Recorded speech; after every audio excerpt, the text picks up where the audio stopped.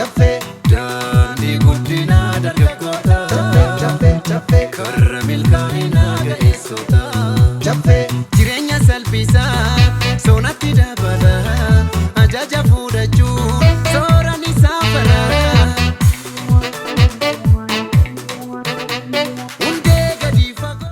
Hayyee kabajamtoota fi jaalatamtoota miseensota waldaa dargaggoota caffee hojii gamtaa walii gala. Baga gammaddan guyyaa har'aa kaammoo kinoo haala kanaan isiniif dhufeen jira.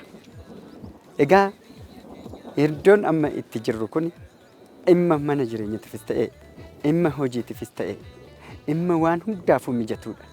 Waldaan dargaggoota caffee hojii gamtaa walii gala karaa kaaree 10,000 tilmaamamu fudhannee jirra.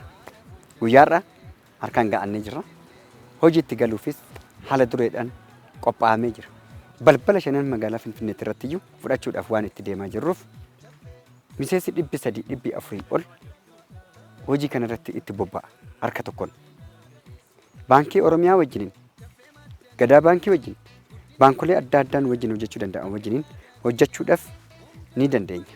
Kanaaf aga danda'ama ta'een muraasa isaa irra deemee isin agarsiisuun yaala. Achiin saayitii biraatiin nu daangeessa. Asiin kun martuu isaatiyyuu yeroo ammaa kanatti dhagaan bu'anis jiru.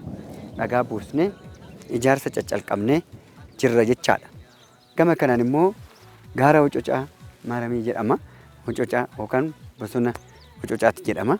Haala kanaatiin bulchiinsa aanaa Gadafaajii wajjiniin ta'uudhaan qarqara magaalaa Finfinneetirraa haala kanaan lafoota kana fudhannee jirra. Ani hundeessaaf pirezidaantii waldaa dargaggoota caffee hojii gamtaa walii galaa Sanyii Dashu yeroo mara isaa hojiidhaan akka hin jiru akka hubattanii fi yeroo mara isaa sochiirra akka jiru akka beektan haala kanaan bakka 10 irraa fudhannee jirra. Kanaan wal qabatee caasaa warri Adaamarra jirtan damee Adaamatirra warri jirtan Adaamarraayis ammas ganda 12 irra fudhannee jirra. Achirrattis hojiin akka calqabamu beeka. Akkasumas karaa Dakaatiin Tulluu Ejersaa karaa Tulluu Ejersaatiinis fudhannee jirra.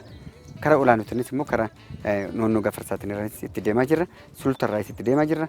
Karaa Qoyyee Facceetiinis itti deemaa jirra. Hundarraa itti deemaa jirra. Miseensonni hundi keenya yoo qoqqoodamne lafti kun nurraa hafee hambiraatiif ta'a. Miseensi keenya martu keessaniyyuu baga gammaddan. Booles hunda laaluun ni danda'ama. Waan rooba ta'eef malee yeroon kun asirra kana hundarraa makatee waldaan dargaggoota caffee hojii gamtaa walii gala bifa kanaatiin kan jiru. Gamarraayis dhimma mana jireenyaatiifis gaafii gaafannee jiru deebiin laatamaa kan jiru gama sanirraanidha. Haala kanaatiin dhimma hundaafiyyuu bifa kanaatiin immoo horsiisa loonii, horsiisa lukkuu akkasumas immoo warsholee adda addaatiifis bashannanaafis bifa kanaatiin fudhachaa jirra jechaadha. Qaala'insa jiru iddootti deebisa mana ijaaree fi keessa jiraachisa baadiyyaaf magaalaa riqicha ceesisa.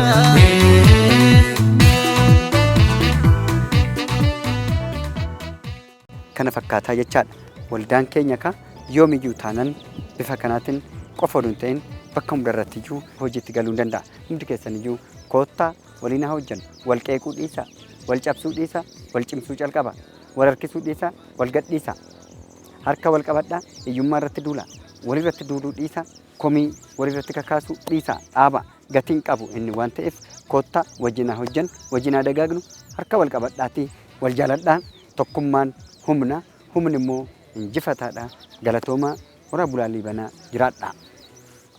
Guyyaa har'aa waldaan dargaggoota caffee hojii gamtaa walii gala karaa kaka'umsa pirezidaantii waldaa dargaggoota caffee walii gala obbo Sanyii Dashuu lafa kana fudhachuudhaaf sochii gurguddaa taasisaniin guyyaa kana fulbaana 4 kana asitti argamnee lafa hektaara 2 walakkaa argachuu dandeenyeerra jechuudha. Akkuma mul'achaa jiru kana mana jireenyaadhaaf magaalaan Shaggar magaalaan Finfinnee asii gad argama. Kuni laftisaa ol ka'iinsadha, giriiniidha.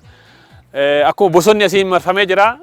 Akkuma pirezidaantiin kanaan dura dizaayinii isaa qopheessan mana jireenyaa miseensaaf ijaaruudhaaf kaka'umsa guddaa waan qabaniifu naannoo kanatti miseensaaf yoo laftillee manni jireenyaallee ijaarame miseensonni naannoo kanatti mana ijaarratanii horii kana horsiisaa aannan asumaa fudhachaa dhugaa hanqaaquu yookiin killee asumaa fudhachaa jiraachuu danda'u jechuudha. Kanaaf lafti kun baay'ee kan namatti toludha.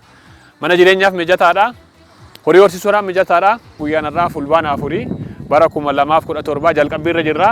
Lafti kun kennamee asumarraan pirezidaantii keenya pirezidaantii jaallatamuuf kabajamoo mul'ata guddaa qaban obbo Sanyii Idaashuu an akka nama miseensa tokkotti galateeffachuun barbaada. Baga gammadanii horaa bulaa deebanaa nu hordofaa nu waliin ta'aa waliin haa taanuu waliin haa guddannu waliin haa deemnu waliin haa gurmoofnu tokko taanee biyya keenya Itoophiyaa biyya keenya Oromiyaa olaa kaafnu ergaa kiyyaa galatooma.